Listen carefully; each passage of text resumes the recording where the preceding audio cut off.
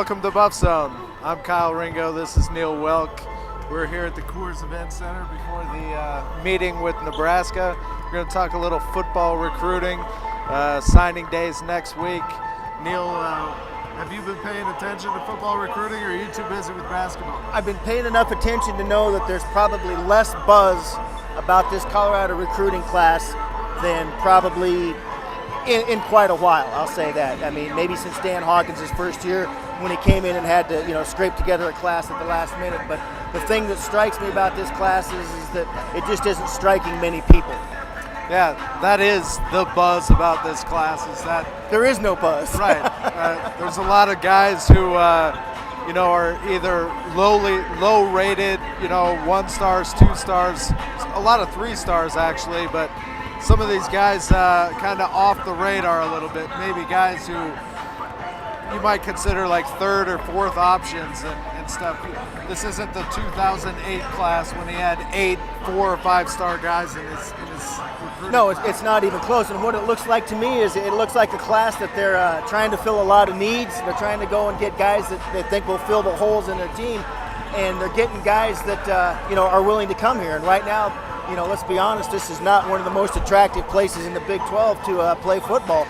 You got a coach that in some regards people are looking at as a lame duck coach. You don't know if he's going to be here, a year from now, 2 years from now, whatever.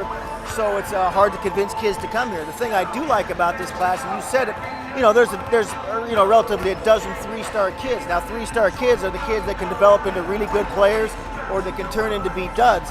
But if you look at rosters all across the nation, most of them have a lot of good 3-star players on there, and so it comes down to coaching, and that's where I think the whole thing comes down to Dan Hawkins and his staff this year more than any other year that he's been here. Right. How much of this whole thing this year with the sort of under the radar prospect, how much of that is in your mind the fact that Coach Hawkins is viewed as kind of a on the hot seat guy, or a lame duck even in some people's minds? Oh, I think that has a lot to do with it, because kids will tell you that they go to the school, or coaches will tell you they recruit to the school and not to the coach. But every kid that's signing with that coach, he's putting his trust in him. His parents are putting his trust in that staff, and not knowing if that staff's going to be here, for more than another year or so, I think certainly plays a role in it. You want to know what's going on with that program more than a year into the future. You want to feel comfortable with that. Right. I totally agree, and I don't want to get out of here without mentioning a few of these guys. Some of these guys are really solid prospects, I feel like. Nick Hirschman, a quarterback out of Southern California, he's already on campus. He'll be here for spring football. I think that'll be huge for him. He might actually be in the competition, in the mix, going into fall camp, although I'm not sure that this staff, given the situation it's in, is going to be real comfortable with a true freshman. No. But Nick Hirschman is a quality quarterback, and I think they got a good guy there.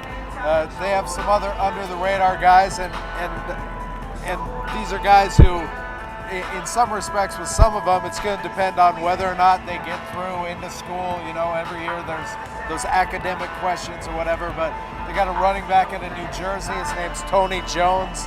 He played for the mythical national championship in high school.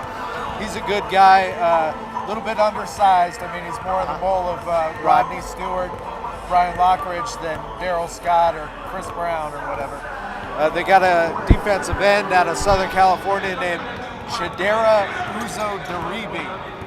Boy, I'm glad you said that, not me. He's a guy, he's a defensive end. He's a guy who hasn't been playing football real long, but I've talked to some people who think he has a huge upside, so that could be a steal down the road. We might look back on that a few years from now and decide he's a Jordan Dizon, who, when he came out, was a 2-star guy. Well, if you look at it, we've got the CU basketball team right here behind us. There was a kid a year ago that was a 3-star recruit out of Kansas City named Alec Burks. today, NBA.com or NBADraft.com projected him as the 4th overall pick in the 2011 NBA Draft. So kids can get better. I mean, you can find those kind of steals. Now the question is, can they find 10 or 11 steals on the football team, and can they coach them up to get to the point that they are an improved team next year? Yeah, you know what? I had an interesting conversation about that very issue with several quote-unquote recruiting experts for a story we wrote in the Daily Camera a few weeks ago. And one thing I asked those guys is, you see every year guys emerge from being 2-star, 3-star prospects to be great players. But the thing you don't see very often is you don't see a class with a lot of those guys have all those guys become great players. And so if that is able to happen in this class, that would be quite a story. Yeah. And honestly, this recruiting class is not going to affect next year much. I mean, let's just be honest. The guys that they're recruiting right now, you're not going to see on the field at Folsom Field until at least 2011, maybe 2012. The guys that that we're thinking about right now are the guys that redshirted a year ago, the redshirt freshmen from that class a year ago that we talked about, and that may come on and be able to contribute this year. Or a transfer like Tony Clemens. Exactly.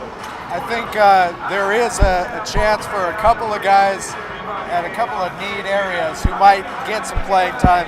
A guy like Tony Jones, if he gets into school here at running back, they're thin at running back. Especially that, they lost 2 running backs. Right. Demetrius Sumler and Daryl Scott both. There's going to be some opportunity there, and then they don't have to get a long snapper, but they would like to get a long snapper. Justin Drescher played 4 years here, and he's done now. They have one on the roster who's also a defensive lineman, in Joe Salippo. But I think they want to get a long snapper. If they're able to get one, I'm sure that person would probably play right away. Long snappers play for 3 or 4 years. The one before that at Colorado, his name escapes me. Greg Pace. Greg Pace. He played for 4 years. And so if you get that long snapper, that you get him developed early, you've got a pretty solid guy there. So it will be fun. So it'll be interesting. We'll be back next week with another episode to discuss what actually happened on signing day, who's here, who's not here, and look forward a little bit to spring football. Thanks much.